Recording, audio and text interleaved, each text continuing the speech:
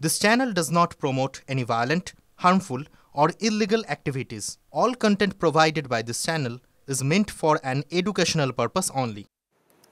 একই কমিউনিটি হলের দুবার উদ্বোধন আজব কাণ্ড মুর্শিদাবাদের রানীনগরে মাস কয়েক আগে ঘটা করে অধীর চৌধুরীর উদ্বোধন করা রানীনগর 2 পঞ্চায়েত সমিতির কমিউনিটি হলের দ্বিতীয়বার উদ্বোধন করলেন তৃণমূলের বিধায়ক সাংসদেরা। কেন দ্বিতীয়বার উদ্বোধন হলো? তৃণমূলের ব্যাখ্যা, গতবার আইন না মেনেই কাজ হয়েছে আর এবার সব কাগজে কলমে হয়েছে। খোঁচা দিতে ছাড়েননি প্রাক্তন প্রদেশ কংগ্রেস সভাপতিও। বাংলায় উদ্বোধন নিয়ে রাজনীতি নতুন কিছু নয়। সেই উদ্বোধন তরজা এবার মুর্শিদাবাদে।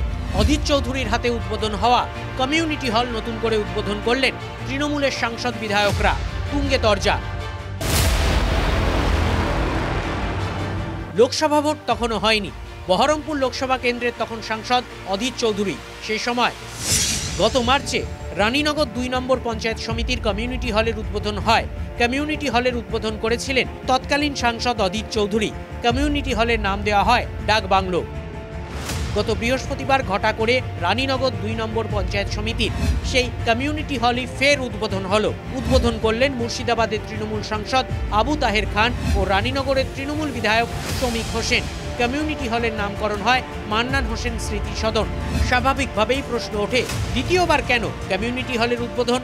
এর আগে যেটা করেছিল ইনকমপ্লিট ছিল, একটা ছোট্ট জায়গা অধীর চৌধুরীকে নিয়ে এসে তাড়াহুড়ো করে তখন করেছিল, যেটা একটা ছোট্ট জায়গা উদ্বোধন হয়েছিল একটা কমিউনিটি হলের, সেটাও কমপ্লিট হয়নি। আজকে এটা পূর্ণাঙ্গ রূপ নিয়ে গত 8 মাসে মুর্শিদাবাদের রাজনীতিতে পট পরিবর্তন হয়েছে। রানীনগর 2 পঞ্চায়েত সমিতি কংগ্রেসের দখলে ছিল। কংগ্রেসের টিকিটে জিতে রানীনগর 2 পঞ্চায়েত সমিতির চেয়ারম্যান হয়েছিলেন কুদ্দুস আলী। সম্প্রতি কুদ্দুস আলী তৃণমূলে নাম লেখান। মাসখানেক আগে কংগ্রেসের হাতছাড়া হয় রানীনগর 2 পঞ্চায়েত সমিতি। ক্ষমতার হাত বদল বলেই কি কমিউনিটি হলের দ্বিতীয়বার উদ্বোধন? প্রশ্ন উঠতেই শাসক দলের দাবি, তখন ওটা ছোট একটা নিচে ঘর উদ্বোধন হয়েছিল, নামকরণটা হয়নি এবং তাকে চাপ দিয়ে এটা করানো হয়েছিল। কমিউনিটি হলের দুবার উদ্বোধন ও নাম বদল নিয়ে প্রাক্তন কংগ্রেস সাংসদের খোঁচা। দেখুন, একটা সরকারি দপ্তর কখনো কাউকে দিয়ে উদ্বোধন করায়, আমাকে দিয়ে তারা উদ্বোধন করেছিল। সরকারের রুচির ব্যাপার এগুলো। আবার কাকে দিয়ে নাম পাল্টে কাকে করাবে, আবার কদিন পর আরেকটা কাকে নাম দিবে। পাল্টা তৃণমূল কংগ্রেস অধীর চৌধুরীর হাতে কমিউনিটি হলের উদ্বোধন ব্যবস্থা নিয়েই প্রশ্ন তুলেছে। আমাদের তো লোকাল এমপি আছে, তাহলে এমপি লোকাল থাকলে বহরমপুর এমপি কেন এসে সেদিন ওপেনিং করেছিল? সেটা তো বৈধ হয়নি না। বিডিও সাহেব ছিল না, রেজুলেশন ছিল না। আজকে রেজুলেশন পাস হয়ে আমাদের এমপি সাহেব এসছেন, বিডিও সাহেবরা এসছেন, এসডিপিও, ওসি, লোকাল এমএলএ, জেলা পরিষদের সদস্য সবাই মিলে আমরা আজকে এটা করেছি, আজকে উদ্বোধনটা করলাম।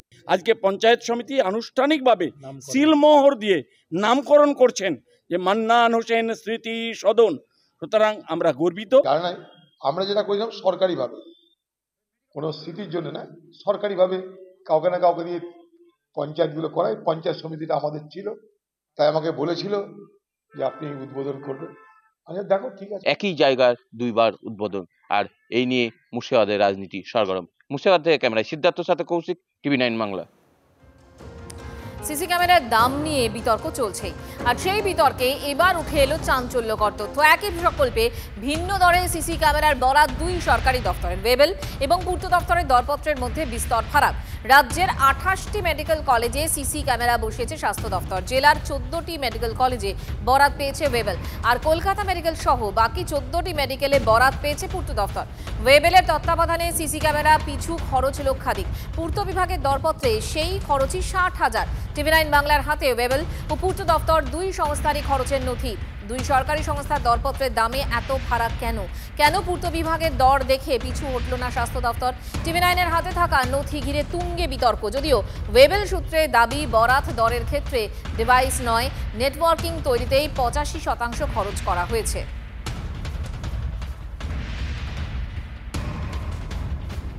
ওয়েবেলের ব্যবস্থাপনায় আরামবাগ মেডিকেল কলেজে পরিকাঠামোর খরচ ধরে সিসি ক্যামেরা পিছু খরচ 3.5 লক্ষ টাকা।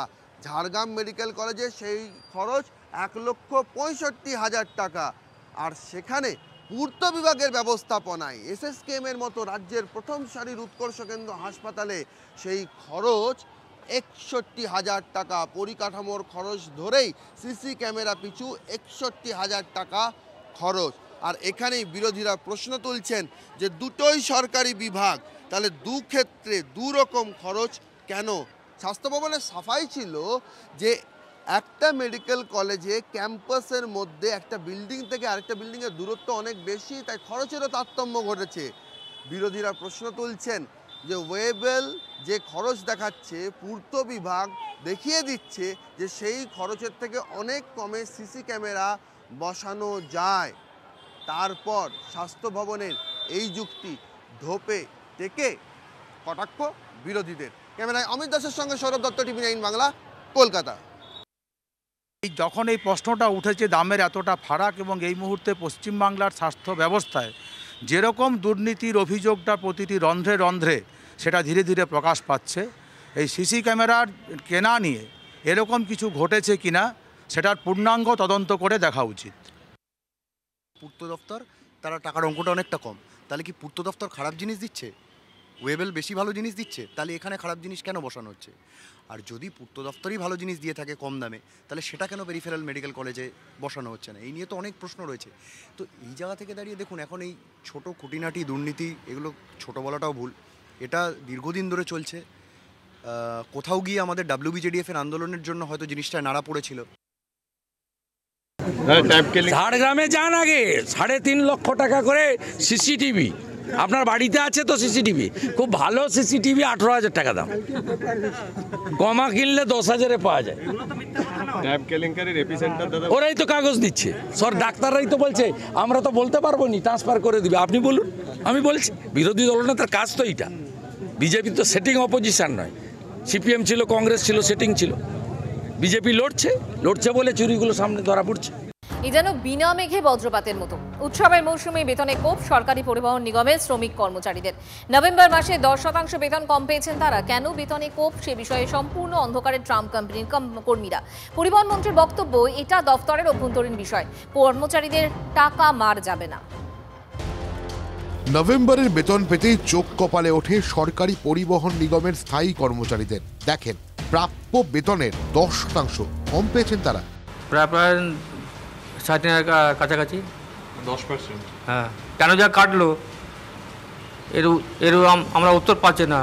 শুধু স্থায়ী কর্মচারীরাই নন, বেতনের কোপের মুখে সিটিসির ঠিকাকর্মীরাও। 13,500 টাকা বেতনের থেকে 10% হারে 13,000 টাকা কম পেয়েছেন তারা।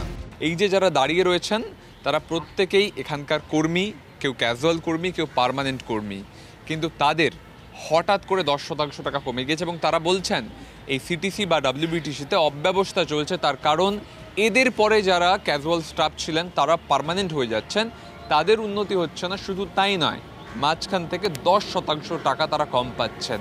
এভাবে হলে সংসার কি করে চলবে? প্রশ্ন এদের। 10% কেটেছে, মানে কিছু না জানিয়ে নোটিশ না কিছু না, 10% কেটেছে।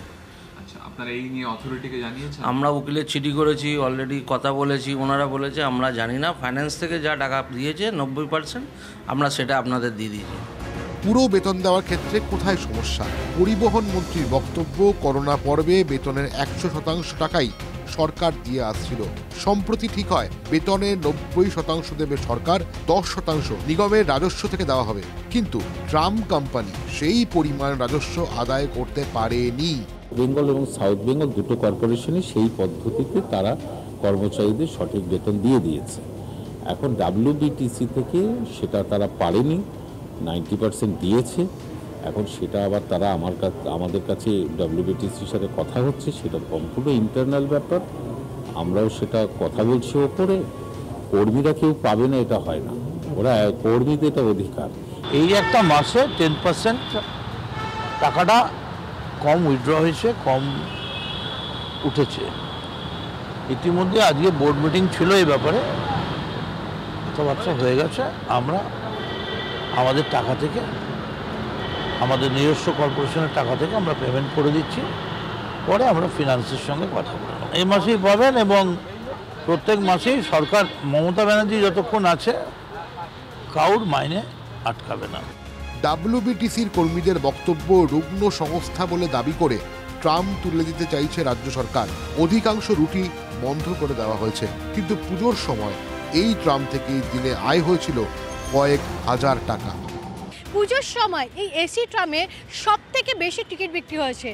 তথ্য বলছে প্রতিদিন 10,000, কোথাও 14,000, অর্থাৎ এই যে রূপ সংস্থান নয়, তা পুজোর সময় টিকিট বিক্রিতেই খাতায় হিসাব কলম যা বলছে তা দেখাচ্ছে। পুজোর আগে 10 থেকে 10:30, 9:30 মতো রেভিনিউ উঠেছে, মানে ট্রাম কোম্পানির যে ক্যাশ অফিস আছে সেখানে অন রেকর্ড আছে। পুরোটা মিথ্যাচার করছে সরকার। তাহলে শ্বেতপত্র প্রকাশ করুক যে কোন পরিবহনে সব থেকে বেশি রেভিনিউ পাওয়া যাচ্ছে, কোন পরিবহনে পাওয়া যায় না, তাহলেই দুধ কা দুধ পানি কা পানি হয়ে যায়। ট্রামের একটা চাহিদা আছে।